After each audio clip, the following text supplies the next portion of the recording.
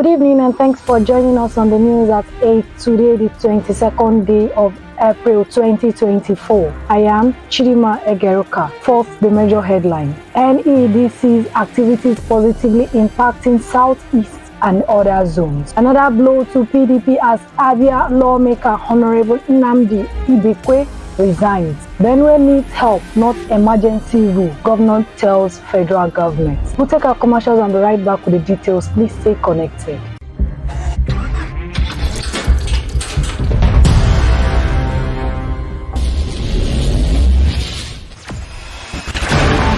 Experience the smooth and strong feeling that consistently surpasses expectation.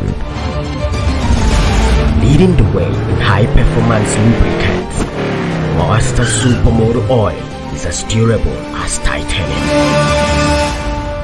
Welcome back. Now the details. The Southeast representative on the board of the Northeast Development Commission, NEDC, Honorable Sam Onibo, has stated that the impact of the Commission's project is being felt beyond the Northeast, extending to the Southeast and other geopolitical zones of the country. Onibo made this remark in Umuahia on Tuesday while receiving members of the World Igbo Youth Assembly, a youth wing of Ohaneze Ndigbo.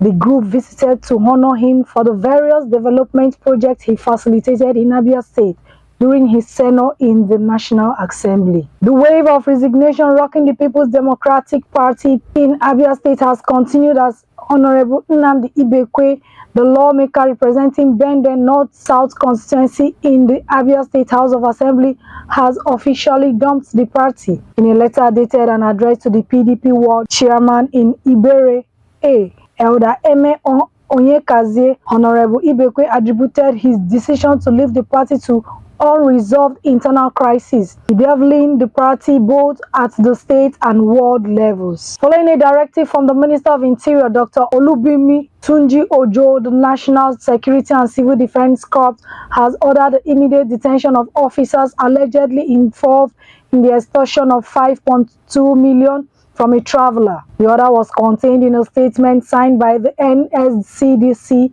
spokesman Afolabi Babawale on Wednesday. The incident, which gained attention through a viral social media post, reportedly involved officers extorting the said amount from a young man traveling from Ado Ekiti in Ekiti State to Akure, Ondo State. Governor Umar Bago of Niger State has issued an order for the arrest of people with dreadlocks in the state capital, Minna. The directive was issued during Tuesday's high-level stakeholder security meeting at the government house. Governor Bago instructed security agencies not only arrest those with dreadlocks but also forcibly shave their hair and impose fines on them. Governor Hyacinth Alia of Benue State has stated that the people of Benue State requires the full assistance of the federal government, not a state of emergency. Alia stated this when he was featured on Arise Television, the morning show, on Wednesday. He explained that the insecurity in Benue is not beyond his control, noting that he can handle this situation but needs more help from the federal government to end the crisis. The Enugu State government has announced the concession process for the Akanu Ibam International Airport is more than 70% finished to be completed in the second quarter of the 2025. The Enugu State government has announced that the airport is over 70% complete.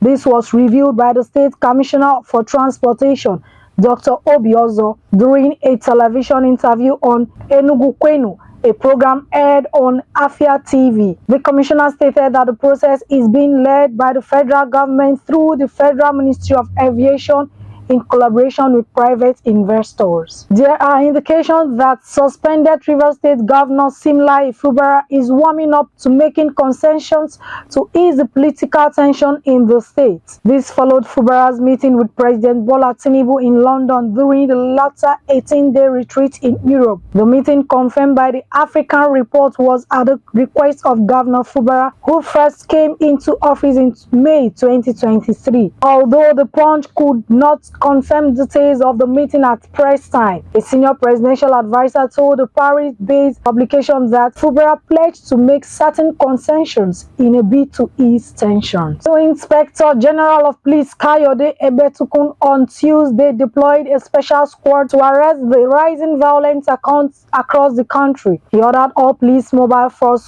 squadrons to maintain at least one fully equipped combat-ready unit on constant standby, effectively immediately. He gave the directive during a meeting with squadron commanders in Abuja on Tuesday as bandits struck in Kwara, Benue, and Sokoto states, killing 20 persons. Now on foreign scene. Donald Trump stated on Tuesday that he had no plans to dismiss the chair of the U.S. Federal Reserve and indicated a substantial reduction in tariffs on China, offering reassurance to global markets unsettled by this tough trade stance. Trump's recent outburst against Fed boss Jerome Powell has found concern that he would hurt him, sending jitters through markets. The president has criticized Powell for warning that the White House sweeping tariffs policy would likely reignite inflation. A total of 18 Africans are among the 135 cardinals eligible to elect the next pope. Though there are 252 cardinals, only 135 cardinals have voting status and are eligible to vote for the next pope when the conclave begins. Europe has the highest number with 53 cardinals of voting status. Asia with 23 has the next highest number of cardinal electors, followed by Africa with 18 voting members of the College of Cardinals. While on sports, ahead of the 2025 Under-20 African Cup of Nations AFCON, Nigeria's Under-20 national team, the Flying Eagles, defeated their Egyptian counterparts with 2-1 in a friendly game on Tuesday in Cairo. The news agency of Nigeria NAN reported that the tournament will take place in Egypt from April 27 to May 18th. Parabo Ehiri gave Nigeria the lead in the 10th minute after receiving a fine pass from Bidemi Omole and coolly slotting it home. Egypt equalized in the 65th minute through Ahmed. Everton is looking forward to signing the Nigeria winger Moses Simeon ahead of the summer transfer window, according to Punch Sports Extra. According to African Foods, Everton have already sent scouts to observe Simon at FC Nantes in recent weeks, with the Super Eagles forward now among their priority targets. The Toffees are currently 13th in the Premier League and are planning a rebuild, which makes them eye Moses as a valuable addition to their attacking options. And that sports news brings us to the end of the news at 8. Before we go, a recap on our major headlines. NEDC's activities positively impacting Southeast and other zones. Another blow to PDP as Abia lawmaker Honorable Nnamdi Ibekwe resigns. Benue needs help, not emergency rule, governor tells federal government. For these and many more, please log on to our website at www.abntv.com or follow us on all our social media handles displayed on your screen. I am Chidima Egeroka. Do have a pleasant night rest and stay safe.